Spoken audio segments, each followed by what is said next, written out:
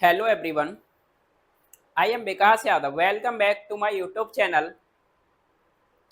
आज बच्चों मैं आपको यहाँ पर द हिंदू न्यूज़पेपर का एक एडिटोरियल है उसको कवर करेंगे।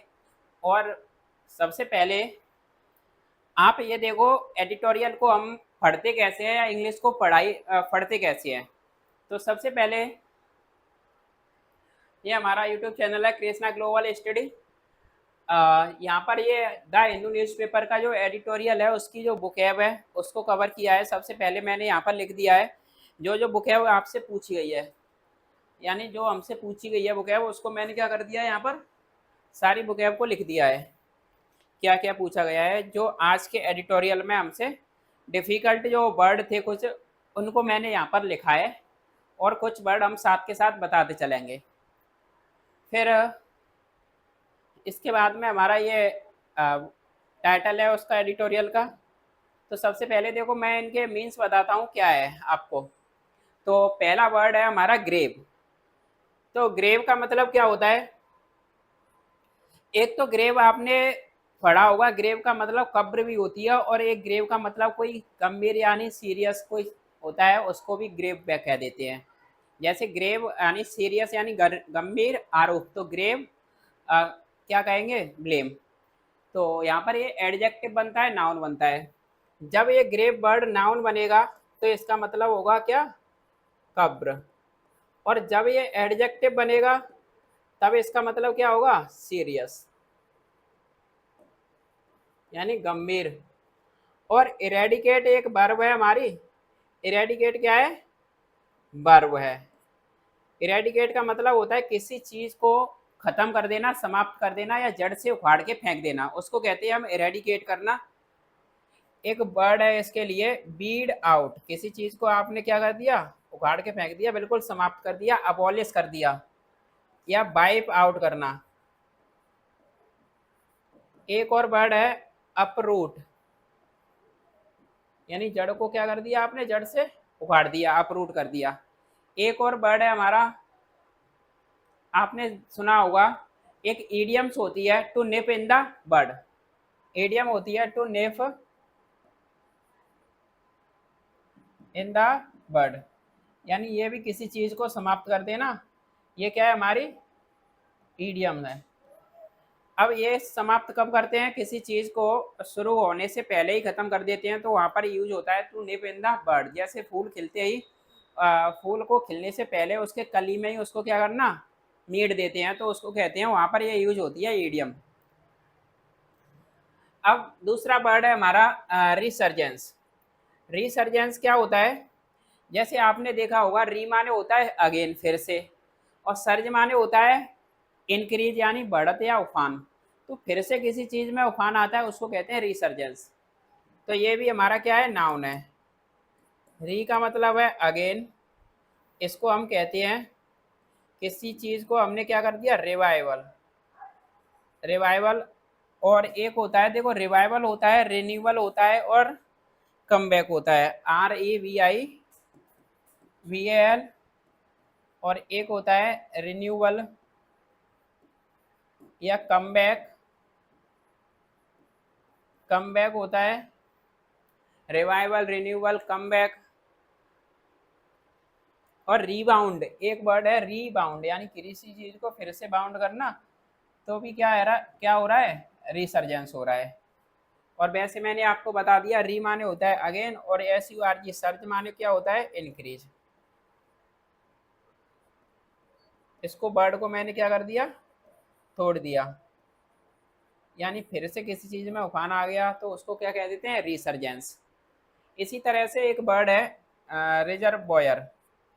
तो रिजर्वोयर का मतलब क्या होता है, वैसे रिजर्वोयर आपने देखा होगा जलाशय को कहते हैं, या फिर लार्ज स्टोरेज होता है उसको कहते हैं, अ लार्ज स्टोरेज, ठीक, या पूल। एक वर्ड है हमारा, ये भी क्या है, नाउन है, ये भी नाउन है।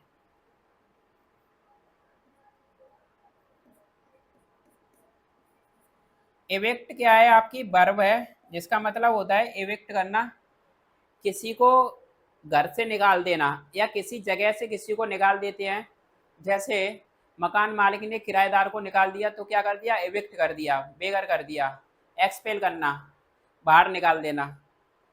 तो इसके लिए हम क्या यूज करेंगे, जिसका मतलब होता है टू थ्रो या फोर्स, टू थ्रो आउट या force out, force out someone from a place,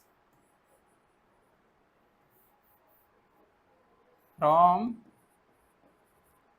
a place, यानी किसी को किसी जगह से निकाल देना तो उसको कहते हैं एविक्ट कर दिया। इसके सिनोनियम है एक्सपेल करना, एक वर्ड है हमारे पास OUST, ओस्ट, एक्सपेल ओस्ट, और एक और वर्ड है हमारा,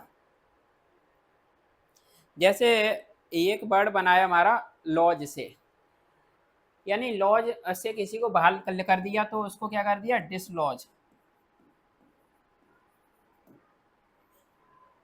तो ये इसके क्या है, सिनोनियम्स हैं।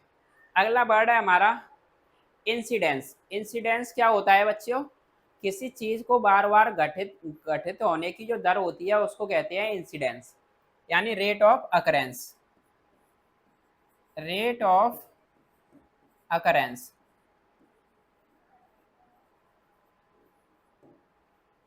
परसिस्ट, अब परसिस्ट है कोई चीज लगातार है, परसिस्ट उसको कहते हैं लगातार अभी भी बनी हुई है, तो उसके लिए हमारे पास वर्ड है कंटिन्यू है कोई चीज,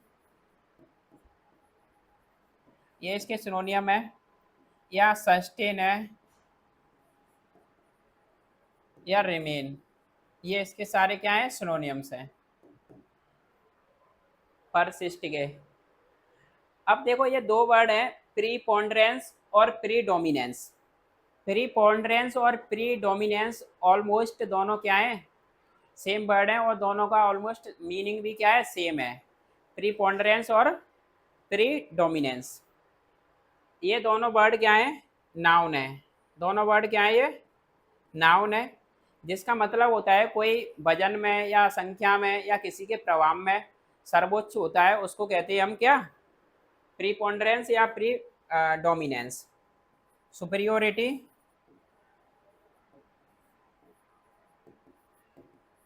ऑफ नंबर, वेट और influence.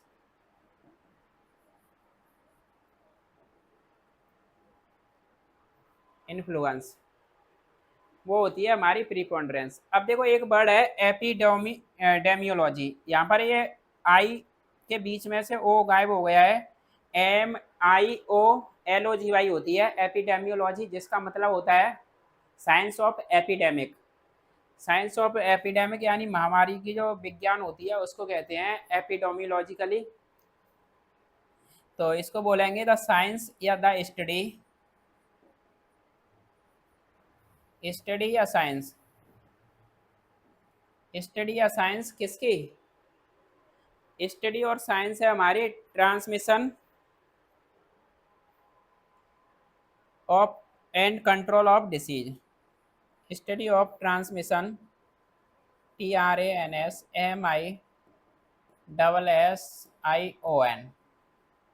And control disease, and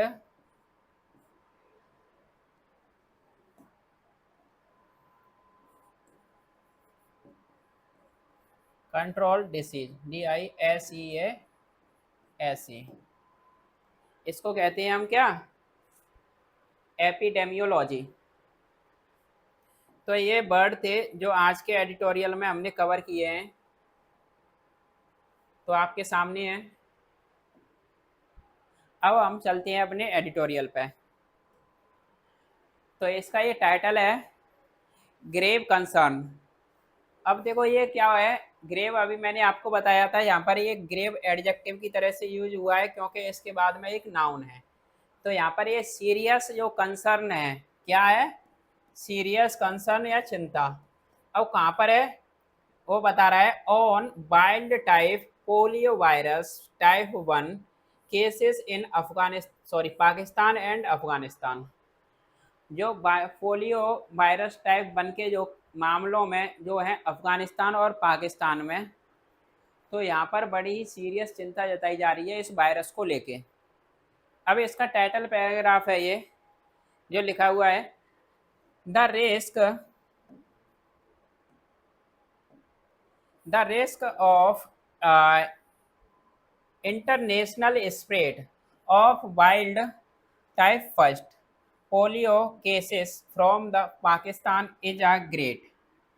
तो ये कह रहा है जो रिस्क है, जो खतरा है, जो जोखिम है, पैरेल एक वर्ड होता है खतरा या जोखिम, और वो है अंतर्राष्ट्रीय स्तर पर फैलने का, किसका, जो वाइल्ड टाइप 1 का जो वायरस है उसका अंतर्राष्ट्रीय स्तर पर फैलने का जो खतरा है।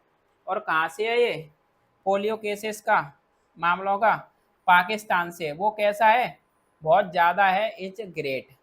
तो देखो सबसे पहले मैंने देखा जो रिस्क है ये क्या है, यहाँ पर सब्जेक्ट है आपका, क्या है ये, सब्जेक्ट,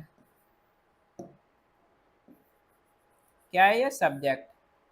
और हमारी जो वर्ब है वो क्या है, इज। ये क्या है, हमारी वर्ब। यानी जो रिस्क है वो कैसा है, इज ग्रेट, यानी बहुत ज़्यादा है। और किसका है, वो है इस वायरस के फैलने का अंतर्राष्ट्रीय स्तर पर पाकिस्तान से। तो पोलियो के बहुत ज़्यादा केस अफगानिस्तान और पाकिस्तान से निकल के आ रहे हैं। वहाँ पर आज भी लोगों को क्या नहीं किया जाता है, वैक्सीनेट नहीं किया जाता है। जो पोलियो के टीके लगते हैं और जो दवा पिलाई जाती है, वहाँ पर क्या करते हैं, वहाँ पर एक मिथ बना हुआ है कि इससे क्या होता है, उनका कुछ मिथ है कि गलत लोगों के अंदर धारणा भर दी है। तो इस वजह से आज भी वहाँ के लोग क्या नहीं करवाते हैं, वैक्सीनेटेड नहीं होते हैं पोलियो से। तो उसी से ये बढ़ते हुए जो मामले देखे गए थे अफगानिस्तान और पाकिस्तान में, तो उसी के ऊपर ये आर्टिकल यहाँ पर लिखा गया है, उसी को डिस्कस करेंगे। चलो देखते हैं कैसे हम इंग्लिश को 1 बाय 1 कैसे हम इसको पढ़ते हैं। तो सबसे पहले यहाँ पर देखो, द एम्बिशस गोल ऑफ किसका है, eradicating wild type polio virus type first, जिसका ये नाम है, by 2026 appears to have become tougher। ये कह रहा है जो एम्बिशस है, जो बड़ी एम्बिशस यानी महत्वाकांक्षी वाला जो गोल है, कैसा गोल है, जो महत्वाकांक्षी वाला जो गोल है वो क्या है, वो खत्म करने का, यानी बड़ा ही महत्वाकांक्षी जो गोल है, इरेडिकेट का मतलब होता है समाप्त करने का। और किसको समाप्त करने का है, इस वायरस को, जिसका नाम है वाइल्ड टाइप पोलियो वायरस 1 यानी WP1। और 2026 तक इसको ख़त्म कर देने का, समाप्त कर देने का जो महत्वाकांक्षी गोल एपियर्स होता है, ये दिखाई देता है, टू हैव बिकम, ये बन चुका है और ज़्यादा टफर, बिकम होता है बन चुका है और ज़्यादा सख्त बन चुका है, ऐसा ये दिखाई देता है। ऐसा लग रहा था कि 2026 तक क्या हो जाएंगे, ये ख़त्म हो जाएंगे, लेकिन हुआ क्या है कि अब और ज़्यादा टफ लग रहा है ये। तो देखो यहाँ पर ये क्या दिखाया गया है,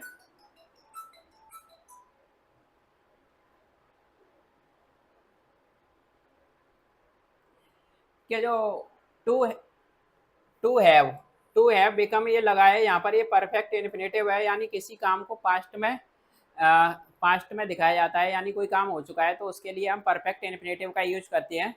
इसको बताएंगे एक वीडियो में अलग से, परफेक्ट इन्फिनेटिव और प्रेजेंट इन्फिनेटिव ये होता क्या है, कब हम टू हैव, कब ये टू भी लगाते हैं, कब टू हैव लगाते हैं, तो इस पर डिस्कस करेंगे अभी। एक वीडियो छोटी सी लेके आएंगे इसके लिए अलग से। अब देखो यहाँ से, अब ये कह रहा है which is endemic only in Pakistan and Afghanistan is showing science of resurgence. यानी जो साइन, जो चिन्ह है किसके, रिसर्जेंस के। अब ये कह रहा है जो WP1 जो है, अब इसके लिए आया है ये विच, रिलेटिव प्रोनाउन है। विच इज एंडेमिक है, ये क्या है, एंडेमिक का मतलब होता है जो छोटे स्तर पर फैला हुआ होता है। देखो एक वर्ड है ये ENDEMIC, एंडेमिक मतलब छोटे स्तर पर जो फैला हुआ है। और एक होता है हमारा एपिडेमिक, जो लोकल में ही जो फैला हुआ होता है। एक वर्ड होता है एपिडेमिक, EPE, एपिडेमिक, MIC। एक वर्ड होता है पेंडेमिक। देखो पेंडेमिक पूरी दुनिया में, एपिडेमिक होता है जो थोड़े बड़े स्तर पर फैला हुआ होता है, उसको कहते हैं एपिडेमिक। और एंडेमिक जो छोटे लेवल पर, यानी जो आसपास यानी पर्टिकुलर किसी एरिया में फैला हुआ है। तो ये कह रहा है यहाँ पर जो है एंडेमिक है, ओनली जो लोकल में ही फैला हुआ है, ओनली इन पाकिस्तान और अफगानिस्तान, पाकिस्तान और अफगानिस्तान में ही फैला हुआ है। अब ये वाला जो वायरस इज शोइंग, यानी ये दिखा रहा है, क्या दिखा रहा है, साइन यानी चिन्ह किसके, एक रिसर्जेंसी, रिसर्जेंस के यानी फिर से रिबैक करने के या कम बैक यानी वापस आने के। कब, सिंस 2023 में। तो ये 2023 में इसने फिर दोबारा से बाउंस बैक किया है, कम बैक किया है, फिर से इसमें उछाल आया है मामलों में। तो उसके ये साइन दिखा रहा है ये वायरस। अब ये कह रहा है विद के साथ, किसके साथ, Afghanistan and Pakistan reporting 6 WP1 PV1 cases each in 2023।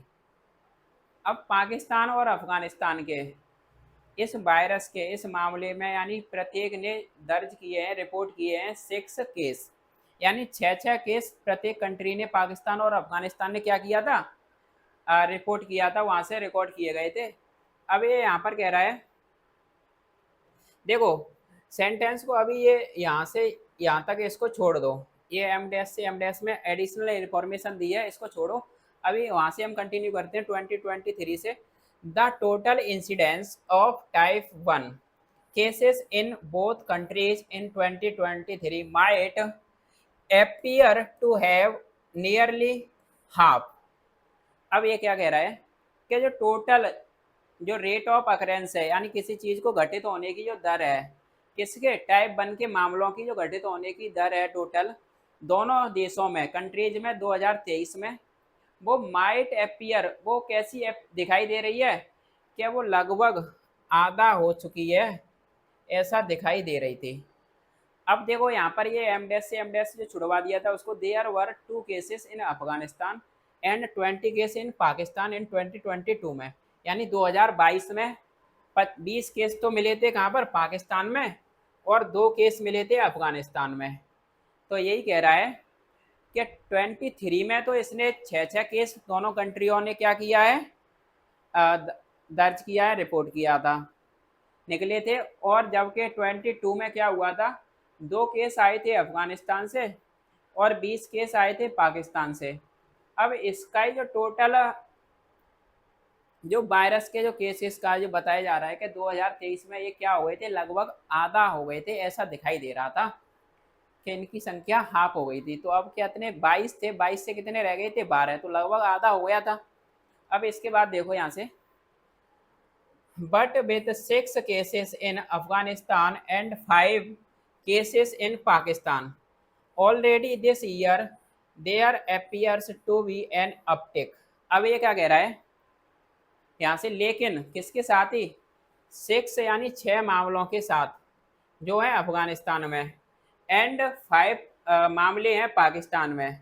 ये पहले ही इस साल के, यानी इस साल में पहले ही 5 केस तो कहाँ पर हैं, पाकिस्तान में, और 6 केस अफगानिस्तान में ऑलरेडी, यानी पहले से ही इस साल में। अभी तो आधा साल ही बीता है, तब तक इतने मामले निकल के आ गए।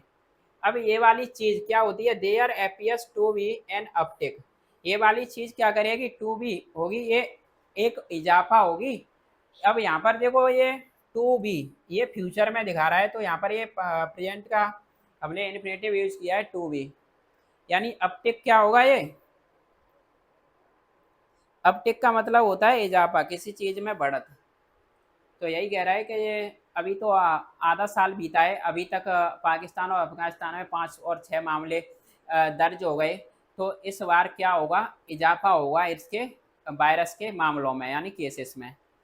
अब देखो, if this continue, the total cases being reported from the two countries might be close to or even surpass the 2022 numbers। अब यहाँ से देखो, यदि ऐसा ही कंटिन्यू रहता है, इफ दिस कंटिन्यू, यदि यह कंटिन्यू करता है, यदि यह चीज कंटिन्यू करती है तो क्या होगा फिर ये बता रहा है the total cases being reported, यानी जो टोटल जो कुल जो मामले इन्हें रिपोर्ट दर्ज किया गया था कहाँ से, दोनों देशों से, वो माइट भी क्लोज यानी बड़े ही क्लोज होंगे, इवन वो पार यानी आगे भी बढ़ जाएंगे। सरपास करना किसी चीज़ से आगे निकल जाना, तो वो आगे भी निकल जाएंगे। कहाँ से, 2022 में जो नंबर आए थे उससे भी आगे निकल जाएंगे। तो ऐसा कह रहा है कि 2024 में जो केस निकल के आएंगे वो 2022 वाले मामले जो केस हैं उनकी संख्या से भी ये आगे निकल जाएंगे। अगर ऐसा ही चलता रहा, ऐसा ही कंटिन्यू रहा, अगर अभी तक हमारा आधा साल बीता है और अभी हमारे 6, 5, 11 केस हमने क्या कर लिए, दर्ज कर लिए।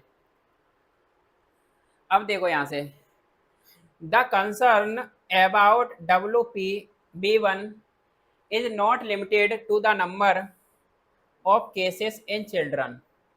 अब जो कंसर्न है, जो चिंता है, किसके बारे में, जो WP1 के बारे में, इस वायरस के बारे में, इज नॉट लिमिटेड, ये सीमित नहीं है बच्चों तक, बच्चों की ये सीमित नहीं है, to the number of cases in children, जो नंबर ऑफ केसेस यानी मामलों की संख्या बच्चों तक ही ये सीमित नहीं है, ये और आगे तक यानी बड़ों में भी फैल जाएगी, ऐसा कहा जा रहा है।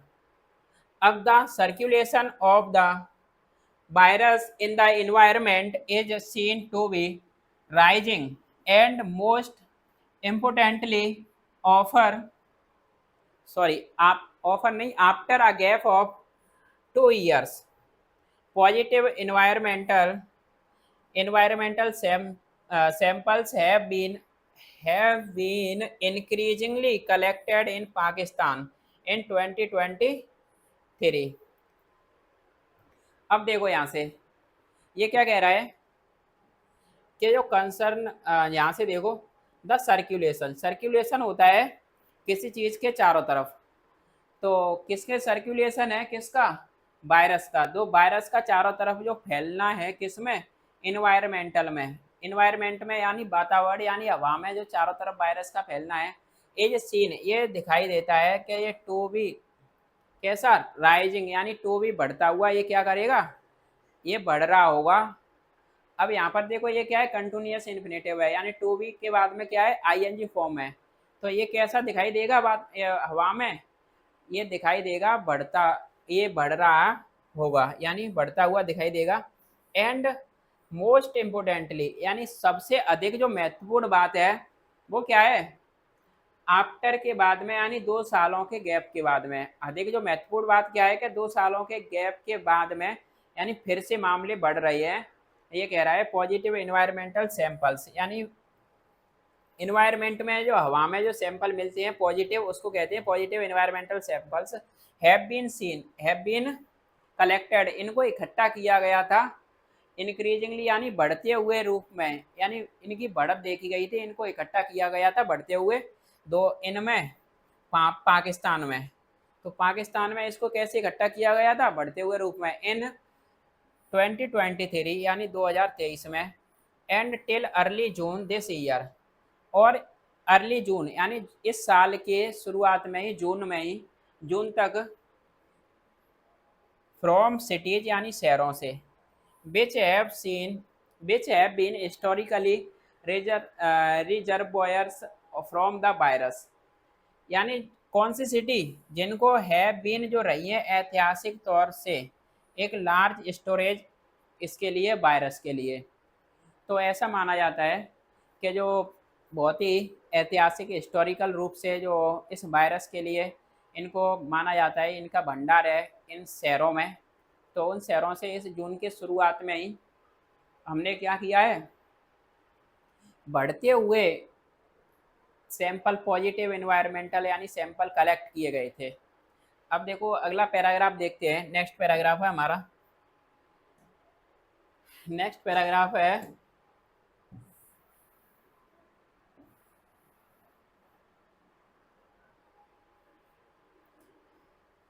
अब देखो ये लास्ट ईयर यानी पिछले साल क्या हुआ था, 125 positive environmental samples were collected from 28 district in Pakistan. यानी 125 पॉजिटिव एनवायरमेंटल सैंपल यानी जो हवा में पॉजिटिव सैंपल्स को क्या किया गया था, इकट्ठा किया गया था 28 डिस्ट्रिक्ट से यानी ज़िलों से जो है पाकिस्तान के। तो पाकिस्तान में 28 ज़िलों से 125 पॉजिटिव सैंपल्स वहाँ से कलेक्ट किए गए थे पिछले साल। ऑफ दीज, और इनमें से 119 belong to a genetic cluster. यानी इनमें से जो 119 कहाँ से बिलोंग करते हैं, एक जेनेटिक क्लस्टर से। जेनेटिक क्लस्टर क्या होता है, एक जैसे जीन्स का एक समूह होता है, उसको कहते हैं जेनेटिक क्लस्टर, इसका ये नाम है। तो 119 तो लगभग एक जैसे ही क्या थे, वायरस था, जिस वायरस का नाम है ये YB3A। अब ये विच suggest that these were imported from Afghanistan. अब ये वाली चीज़ क्या सजेस्ट करती है, क्या बताती है कि 119 मामले एक ही तरह के मिले थे, तो ये वाली चीज़ सजेस्ट करती है कि ये लाए गए थे, इम्पोर्ट करना किसी चीज़ को लेकर आया ना, कहाँ से, अफगानिस्तान से। तो ऐसा बोला जा रहा है ये अफगानिस्तान से लेकर आए थे, यानी अफगानिस्तान से आया है ये वायरस इतना। जो 125 केस इसके रिकॉर्ड किए गए थे, दर्ज किए गए थे पिछले साल, वहाँ से 119 में एक जैसा वायरस देखने को मिला। तो ऐसा सजेस्ट किया जाता है, ये चीज़ यही बताती है कि ज़्यादातर जो वायरस आया है वो कहाँ से इम्पोर्ट किया गया है, अफगानिस्तान से। वाई जून 1 दिस ईयर, यानी जून के इस साल के 1 जून तक, there have been 153 positive environmental samples from 39 districts. There have been यानी एक 153 पॉजिटिव इन्वायरमेंटल सैंपल्स कहाँ से आए थे, 29 डिस्ट्रिक्ट्स यानी 39 डिस्ट्रिक्ट्स यानी 39 जिलों से 153 सैंपल्स क्या हुए थे, निकल के आए थे। 39 जिलों से कितने रहे थे, 153 सैंपल्स रहे थे। एज ऑफ अप्रैल 8 2024, यानी एज ऑफ यानी 8 अप्रैल 2024 के 34 positive environmental samples were collected from Afghanistan. यानी 34 पॉजिटिव जो केस थे, जो मामले थे, वो इकट्ठे किए गए थे कहाँ से, अफगानिस्तान से। कब किए गए थे, 8 अप्रैल 2024 को। तो ये अलग अलग आंकड़े बता रहा है ये मामले कैसे, कहाँ से, कितने कितने निकल के आए थे। अब अगला पैराग्राफ देखते हैं। अब देखो ये सेकंड लास्ट पैराग्राफ है हमारा ये।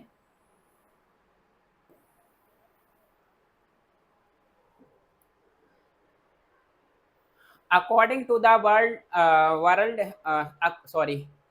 according to World Health Organization, the presence of positive environmental samples in epidemiologically critical areas and historical reservoirs such as Karachi, Quetta, and the Peshawar Khyber blocks in Pakistan and Kandahar in Afghanistan represents a significant risk to the gains made in past। अब यहाँ से यहाँ तक देखो ये क्या कह रहा है, WHO के अनुसार, WHO के अनुसार क्या है, जो प्रेजेंस है, देखो ये होती है मौजूदगी, क्या है, मौजूदगी है, जो प्रेजेंस है, जो उपस्थिति है पॉजिटिव एनवायरमेंटल सैंपल्स की इनमें, यानी जो पॉजिटिव सैंपल्स जो मिल रहे हैं उसकी जो मौजूदगी है कहाँ पर।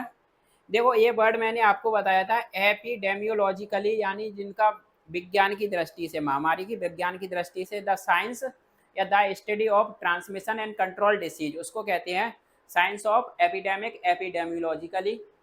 और क्रिटिकल एरियाज बहुत ही ज़्यादा क्रिटिकल कौन से होते हैं, जो सीरियस जो एरियाज थे और ऐतिहासिक रूप से जो स्टोरेज माने जाते हैं, वो कौन से हैं, सच है जैसे है कराची है, क्वेटा है, पेशावर है, केवर ब्लॉक है जो पाकिस्तान में पड़ता है, और जो कांदार है जो अफगानिस्तान में पड़ता है।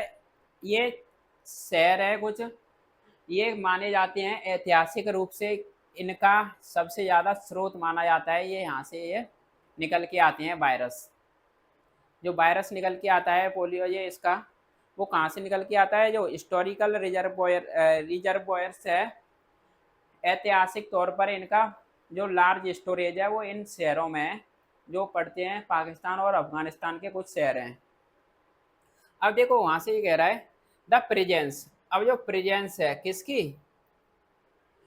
जो पॉजिटिव इन्वायरमेंटल की, वो क्या है, वो रिप्रेजेंट करती है, मौजूदगी रिप्रेजेंट करती है, प्रतिनिधित्व करती है, बताती है एक बहुत ही महत्वपूर्ण रिस्क यानी जोखिम, जो किसके लिए, जो कुछ भी अभी हमने किया है, गेन कर लिया है, जो पा लिया है, मेड इन पास्ट में, यानी जो हमने पास्ट में मेक किया था, उसके लिए ये क्या करती है, बड़ा ही सिग्निफिकेंट यानी बहुत महत्वपूर्ण जोखिम को दिखाती है कि आपने जो कुछ भी पास्ट में किया था वो सब क्या है, बेकार है। अगर ऐसा रहता है तो इस तरह के मामले निकल के आ रहे हैं, इससे आपको कोई बेनिफिट नहीं है, यानी किए हुए पर क्या हो गया, एक तरह से बोला जाए तो पानी फेर दिया, कह देते नहीं है कहावत में, जो कुछ भी किया धरा है सब पर पानी फेर दिया। तो ऐसे ही ये कह रहा है जो इसकी मौजूदगी है पॉजिटिव, यानी हवा में जो पॉजिटिव सैंपल्स मिल रहे हैं, तो इसी की मौजूदगी ने बड़ा ही जो कुछ भी किया था पास्ट में उस पर क्या कर दिया है, पानी फेर दिया। अब देखो, rising positive environmental samples are are reflection of polio campaigns not really achieving their desired coverage। अब यहाँ से देखो, ये कह रहा है rising positive environmental sample, rising मतलब बढ़ते हुए जो पॉजिटिव सैंपल्स हैं वो क्या है, एक परछाई है, एक रिफ्लेक्शन है, क्या है, किसकी, पोलियो कैंपेन्स की, जो पोलियो के जो अभियान चलाए जा रहे हैं उनकी क्या है, एक ये परछाई है पोलियो अभियान की, क्योंकि इनसे कोई क्या नहीं हो रहा है, आउटपुट निकल के नहीं आ रहा है। नॉट रियली, ना ना ही ये वास्तविक तौर पर इन्होंने अचीव किया है, ना ही इन्होंने अचीव किया है अपने जो डिजायर थे, जो इनकी इच्छाएं थी जो कवर करने की, उस चीज़ को इन्होंने अचीव नहीं किया है। तो यही कह रही है, यहाँ पर ये वो आर्टिकल है, हमारा राइटर है बता रहा है, क्या बता रहा है कि आपके जो पोलियो के जो कैंपेन जो अभियान चल रहे थे वो कैसे हैं, ना मात्र के चल रहे थे, ना कि उन्होंने वास्तविकता से जो तुम्हारी डिजायर थी, उनकी जो डिजायर थी उसको अचीव किया है, ना ही। तो यही कह रहा है यहाँ पर। और ये कौन सी चीज़ दिखाती है, राइजिंग पॉजिटिव इन्वायरमेंटल सैंपल्स, जो एक परछाई है पोलियो अभियानों की। और देखो यहाँ से fake finger marking sans vaccination is a persisting problem. अब ये क्या कह रहा है, फेक होता है नकली, फिंगर होती है अंगुली, तो फेक फिंगर यानी जो नकली अंगुली का निशान, मार्किंग यानी निशान लगाना, तो वैसे ही अंगुली पर निशान लगा लेते हैं वो फेक, और उन्हें वैक्सीनेट नहीं किया जाता है। तो फेक फिंगर मार्किंग सेंस, देखो ये सेंस एक यहाँ पर वर्ड है जिसका मतलब होता है विदाउट, विद आउट, यानी बिना वैक्सीनेशन के, बिना टीकाकरण के।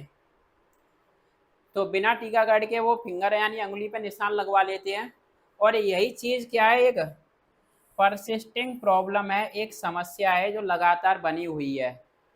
तो लोग बाग यानी वहाँ पर टीकाकरण कराते नहीं है, वैक्सीनेट होते नहीं है, और अपनी फिंगर पर नकली निशान लगवा लेते हैं। तो ये चीज़ है वहाँ पर परसिस्टेंट है, लगातार बनी हुई है, ये समस्या कायम है।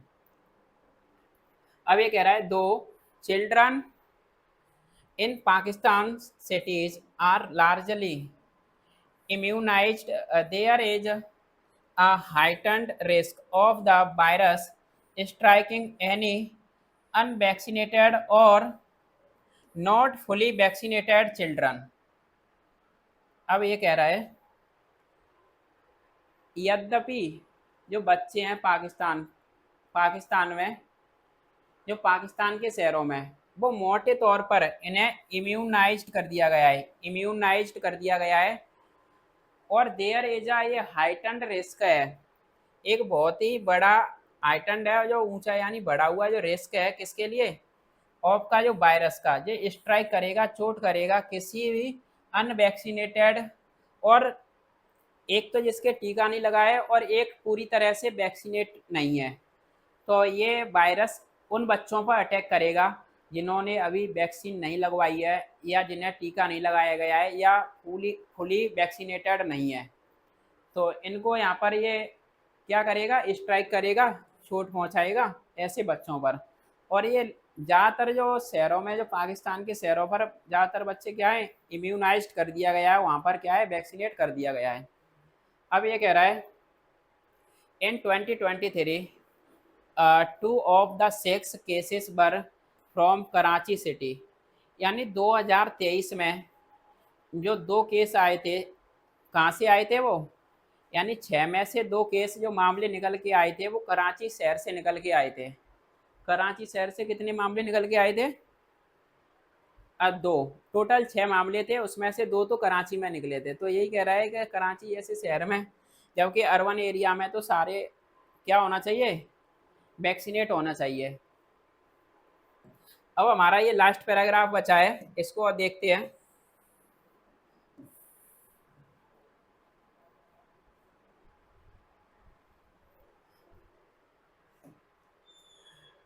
ये कह रहा है the situation in Pakistan appears worse than it is in Afghanistan with the actual spread of WPV1 seen predominantly in Afghanistan in 2022, now being detected in Pakistan in 2023 and 2024। अब ये कह रहा है जो सिचुएशन है, जो स्थिति है पाकिस्तान में, वो एपियर्स होती है, दिखाई देती है, और ज़्यादा बदतर, वर्ष का मतलब होता है बदतर, किसकी तुलना में, कंपैरिजन में, जो इट इज एन अफगानिस्तान, जो अफगानिस्तान में, उसकी तुलना में पाकिस्तान में स्थिति और ज़्यादा बदतर दिखाई देती है। अब ये किसके साथ बता रहा है, दिखाई देती है जो वित्त के साथ में, जो एक्चुअल, जो वास्तविक जो फैलाव है इस वायरस का WPV1 नाम के, ये सीन करता है, दिखाई देता है प्रीडोमिनेंटली, यानी प्रधानता, प्रमुख रूप से या प्रधानता के तौर पर इनमें अफगानिस्तान में 2022 में। तो ऐसा माना जाता है कि ये वायरस 2022 में अफगानिस्तान में था प्रीडोमिनेंटली, यानी प्रमुख रूप से, लेकिन अब बीइंग डिटेक्टेड, अब इसका पता लगाया गया है पाकिस्तान में 23 और 24 में। 2022 में मानते हैं कि ये अफगानिस्तान से आया था ये वायरस, लेकिन 23 और 24 में जो मामले मिले हैं वो कहाँ पर हैं, पाकिस्तान में ज़्यादा देखा गया है। डिटेक्टेड माना किसी चीज़ का पता लगाना, डिटेक्ट करना। There is also the grave risk of international spread from Pakistan.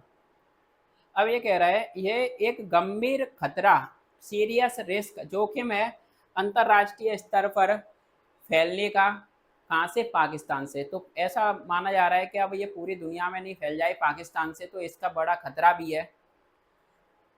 अब ये बता रहा है, और पार्टिकुलरली विशेष करके खतरा कहाँ के लिए, अफगानिस्तान के। अब पूरी दुनिया में फैलेगा, लेकिन विशेष रूप से अफगानिस्तान के लिए बहुत ज़्यादा खतरा भी है। अब क्यों है ये, अफगानिस्तान को क्यों इसने इंडिकेट किया है, अब देखो ये, with over 0.5 million Afghan refugee force to leave Pakistan and an estimated 0.8 million to be evicted soon. अब यहाँ पर ये कह रहा है कि 0.5 मिलियन अफगान रेफ्यूजी, लगभग 5 लाख अफगानिस्तान के जो लोग हैं, शरणार्थी हैं, और किसके साथ, उनको फोर्स टू लीव, उनको निकाल दिया जाएगा, यानी निकाल दिया गया है पाकिस्तान से। 5 लाख लोगों को क्या कर दिया गया है, पाकिस्तान से भेज दिया गया है अफगानिस्तान। और एस्टिमेटेड, जिनका अनुमानित 0.8 मिलियन, लगभग 8 लाख लोग, टू बी इविक्टेड सून, ये बहुत जल्दी इनको भी क्या किया जाएगा, एक्सपेल किया जाएगा, निकाला जाएगा। इविक्ट का मतलब होता है किसी को निकाल देना, बेघर कर देना। तो इनको भी लगभग 13 लाख लोगों को कहाँ भेजा जाएगा, अफगानिस्तान में भेजा जाएगा। अब ये कह रहा है there is a large pool of unvaccinated and under immunized children in southern Afghanistan.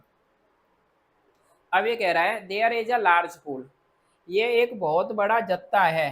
Large pool मतलब बहुत बड़ा एक स्टोरेज है, जत्था है किसका, जो अनवैक्सीनेटेड बच्चे हैं और अंडर इम्यूनाइज्ड बच्चों का, जो हैं कहाँ पर, दक्षिणी अफगानिस्तान में।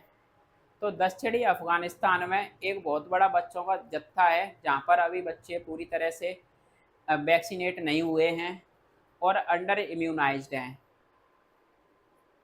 अब ये वाली चीज़ क्या करेगी, ये इंक्रीजिंगली यानी बढ़ते हुए तौर पर, जो बढ़ता हुआ जो खतरा है, दैट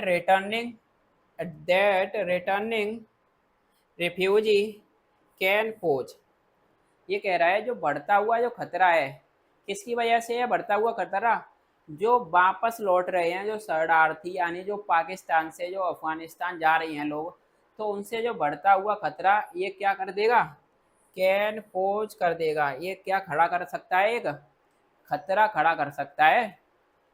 क्या चीज़, रिटर्निंग यानी उनकी वापसी।